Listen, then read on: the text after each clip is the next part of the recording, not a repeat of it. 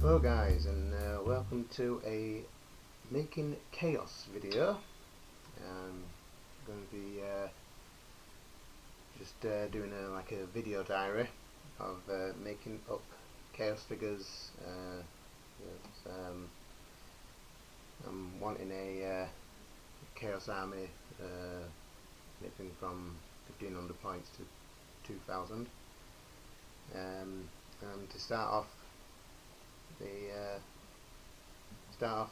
everything, I'm going to be making up some Chaos Raptors. Well, Warp Talons actually, here on the box. It's the ones that are on the back. These are going to have lightning claws rather than the sword and pistol weaponry. So what I'm doing at the moment is doing what I'd like to call the primary assembly before I actually get on with painting. And after the painting's done, I will be doing the final assembly to basically finish off the overall look of the models. Now, people always ask, why don't you just build them up and then paint them? Well, with a lot of models you get complications and tight spots and all the rest, and I don't really like fiddling about with them, unfortunately. So what I do is I assemble the models up to a point,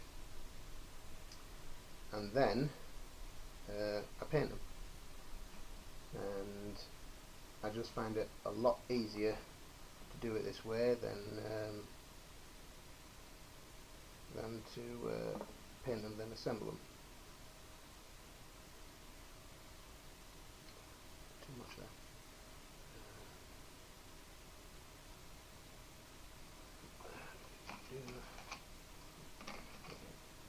It's through quite some of it out.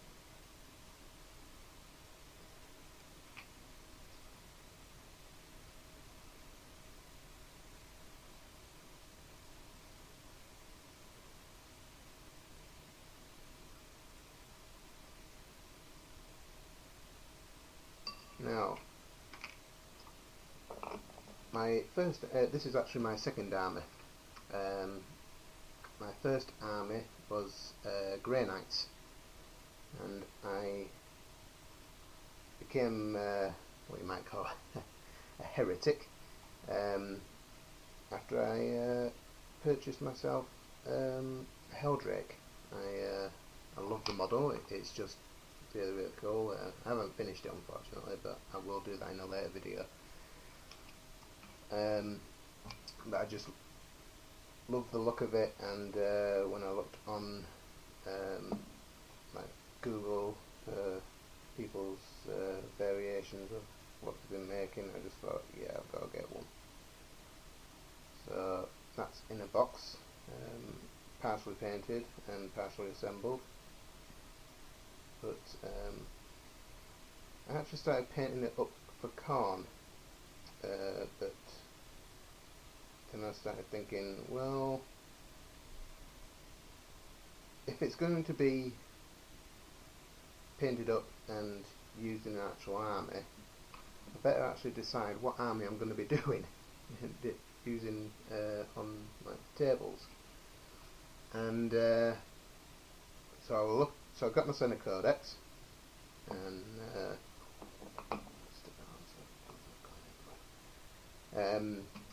so I'm looking through the Codex about different attributes that the Chaos Gods have and all that, and one god that really appealed to me was Grandpa Nurgle, and with the +1 toughness, I thought, yeah, I can see that.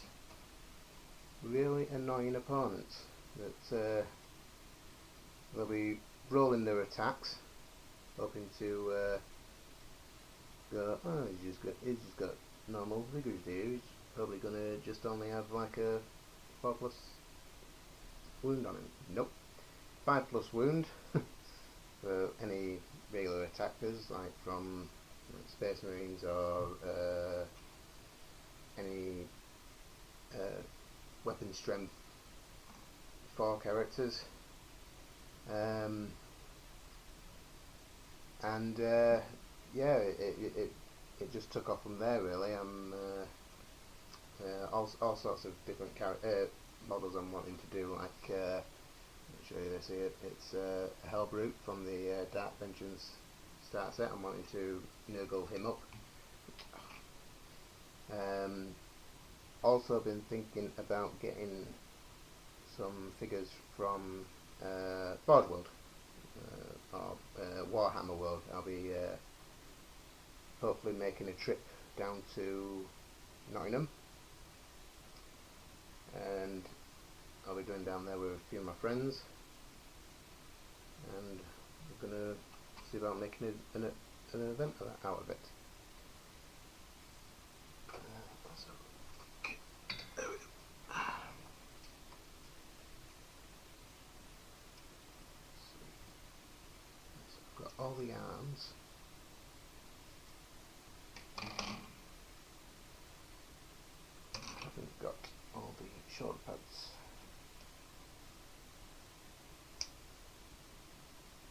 So yeah, hopefully we're going to have a real good time. Obviously more the merrier, is always welcome. But so far I've only got 2 of my mates going down with me. I do want more, just because, like I say, it'll be more of a laugh. We're going to be like taking our figures down, having a few battles, getting a few rivalries going, what have you. And yeah, it's just going to be a fun day out. Plus, Forge World have presented me with some possible future modifications that I might, not modifications, what are they called? Conversions. That's the word. And I will put up a few pictures in this video of conversions that I've done. It's mostly been Grey Knight conversions. But I am thinking of doing a Chaos conversion of for Obliterators. And the base model is actually going to be what are they called? Centurions, which are some of the latest models for the Space Marine armies, and have them Nurgled up to look like some really some really cool Obliterators. Now, some people have said, like, oh, hang on, how can you turn Centurions into Obliterators? Very easy.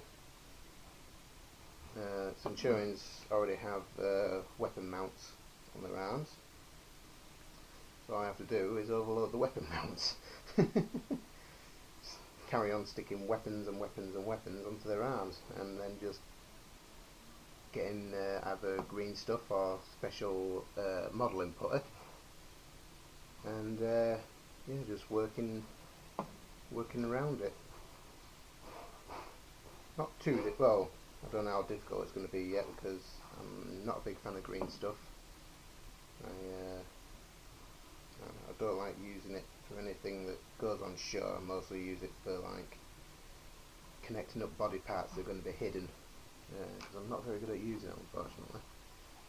But I will aim to do my best. I don't really have an exact idea of what I'm wanting for the Obliterators, but I'm pretty sure that once I get to building them, ideas will come about, and I'll be having a lot of fun with them. Now, recently on one of the latest social groups I've joined on Facebook, they did one of the guys did a rather nice Nurgle Plague Marine squad and a Nurgle Hellbrute with a autocannon conversion. Now, it was the same model as this, but obviously with an autocannon on it, because this has a twin-linked multi-melter, and as I say, it looks really nice after we finished it. And I'm going to stick with the multi-melter because I just love melter guns. If I ever get a chance to have melter guns in my army, I will make use of them. Install the sprue.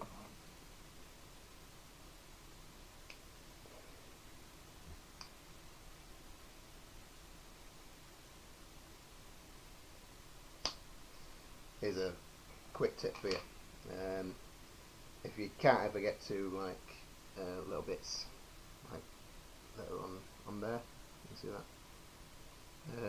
Where the sprue connects to the hand and you can't get to it, cut it a little higher up, and then if need be, either twist the sprue branch off, or if you can get it in another angle, which you couldn't get out before, I recommend doing it that way.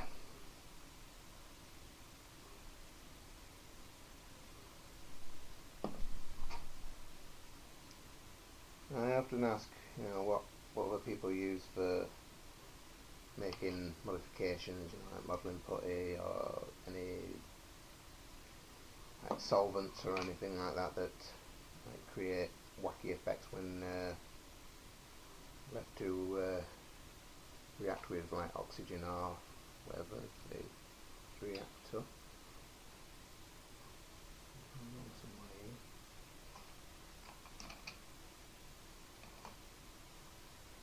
Oh no, never mind. Sorry, ignore that.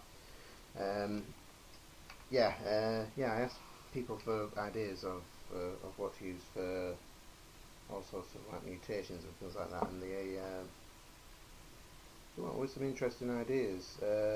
Some people sort of recommend using like what was it? Like really thick like PVA. Which I never thought of before. That was a good idea. And what else did they recommend? Sand, which was an odd one on me, but then when I looked at like what sand effects could actually create, it made sense really, because they create like a rather rough, like not so much like bubbly effect, but when you put like when you put sand on and then you go over it with a like a solvent or something like that, like glue, it does actually create a rather nice random bubble effect, which I may consider. Right. Problems.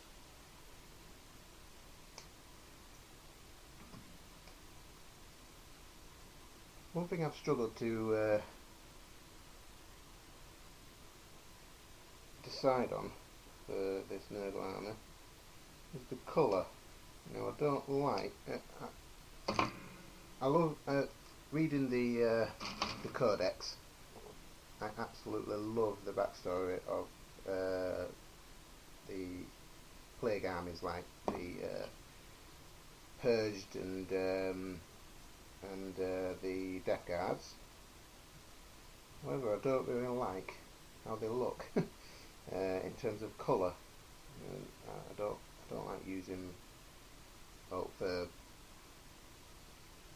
figures I don't like really using like browns and that.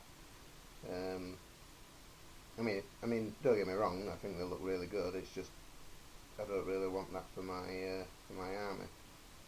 So thinking possibly having like brown wash, but for I don't know, something like a black and silver armor. It's army like black base with silver for the like the metalwork, like so it all sticks out, like ornaments and that, and then having possibly a secondary colour of luminous green. I was thinking something like mute green, because it looks nice and almost like biotoxic, and I have been thinking about having like a biohazard army, inspired by such games like Resident Evil and however, and along with it I was thinking it could be a good effect for a lot of stuff. Definitely look different, because when you see plague marines usually they're dotted with decay and pestilence. Well, I think about, I say, having them running on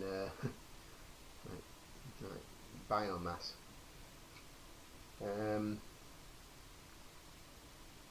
Right, so that hopefully is the end of the primary assembly, aside from like the heads and that. Yeah. Ooh, there's a lot there.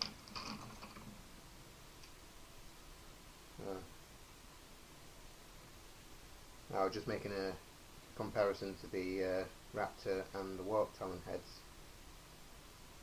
I think the Warp Talon heads look better. Anywho, let's have a look. I think I'll put the when I get round to it, I'll put the heads on last. I think it'll look better. Right, so the next thing to do is put on the base coat now. Right, so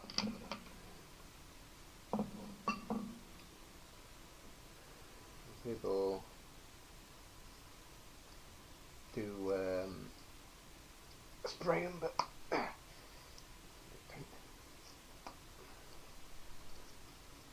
I don't like doing it if I don't have to, because the spray is a bit too random, and I like to keep areas that I want to put glue on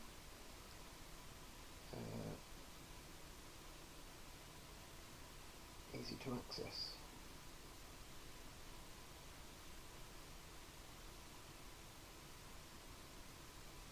Oop. One sec.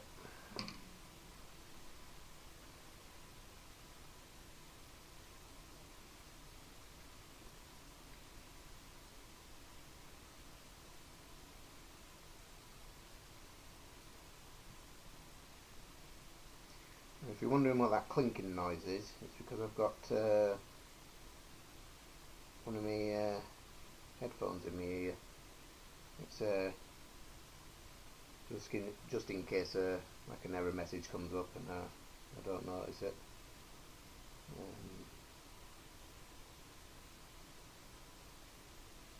That's the only reason you can like hear a clinking noise in the background. What's happening is I've only got one headphone in, and the other one's banging against the table leg. Rather annoying, but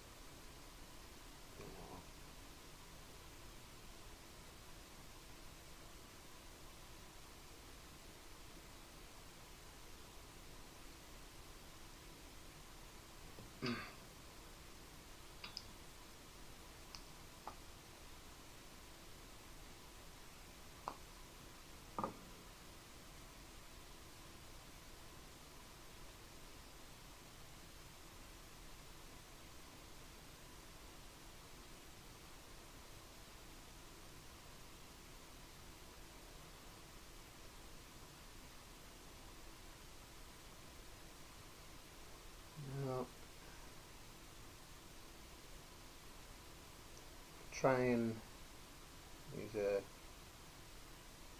nice sized brush just to get in all the nooks and crannies, as well as spread over a wide area. This is a decent brush. I don't know where I got it from. I got it years ago. But it has bristles are rather nice. They're not too hard, not too soft. Just just medium. I don't know what the term is for the texture of brushes, but it's a nice all-rounder just for slapping paint on.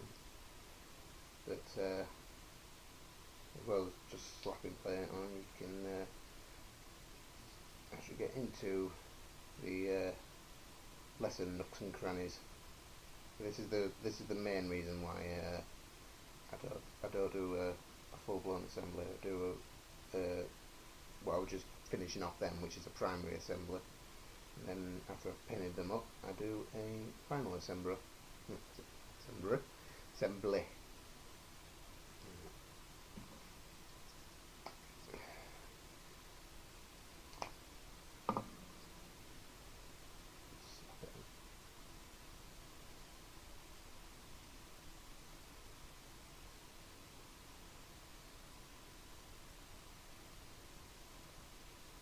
A good technique is this: dab it in.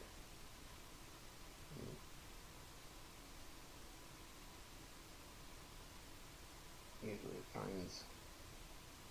brush finds new areas to stick paint on, and also seems to lick off excess paint as well, which is good. If you wanted to keep the detail of the model itself, so that you can get more paint onto it, express the detail later, it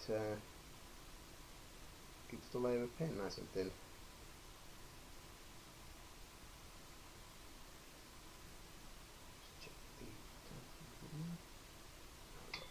Another 7 minutes. I'll just see about finishing off this model.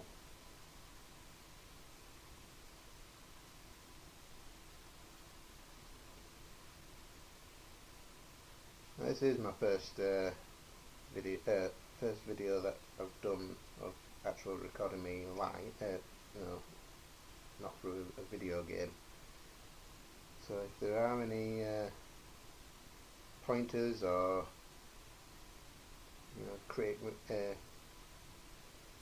remarks or anything that people want to make, or constructive criticism, recommendations for, I don't know, colours or anything really, suggestions of what to put in my army, I will put up a list of what I'm hoping to lead into battle. Now, in a toss-up between taking in a Chaos Lord or a Chaos Sorcerer, both Nurgle. The difference is that the Sorcerer can have up to level 4 Psychic Mastery, which is a good thing if you know what abilities you can use.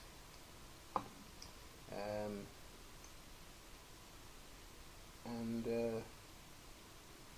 both can be equipped with possibly the best artifact weapon there is, which is the Black Mace.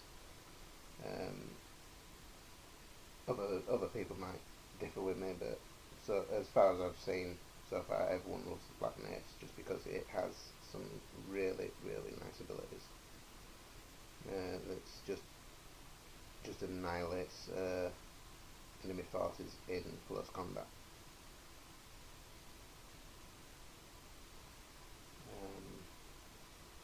But yeah, the difference between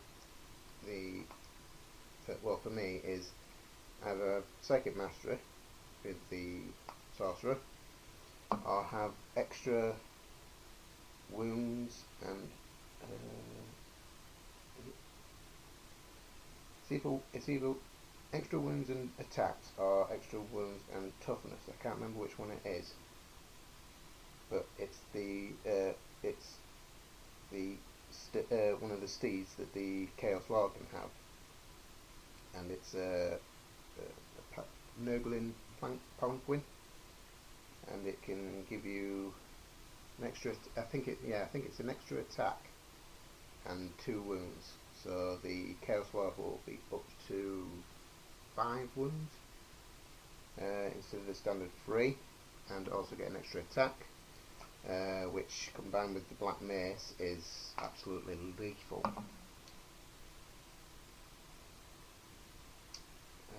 So he would be a really good close combat specialist.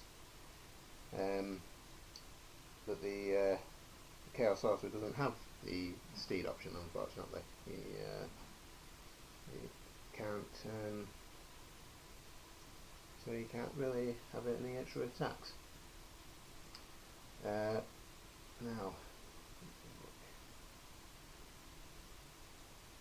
need to leave bare spots so that the glue can stick to the plastic better.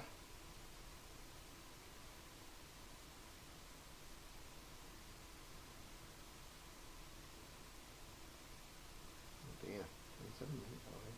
Now, time flying when you're having fun.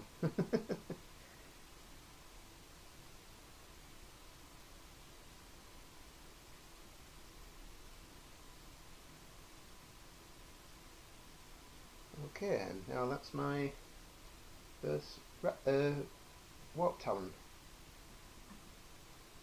undercoated.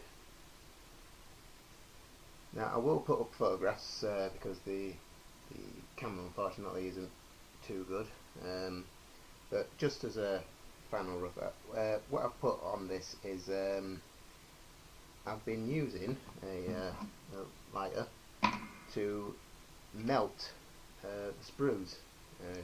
Just cut all the extras off, and then what you can do is when you melt the plastic, it becomes all nice and runny.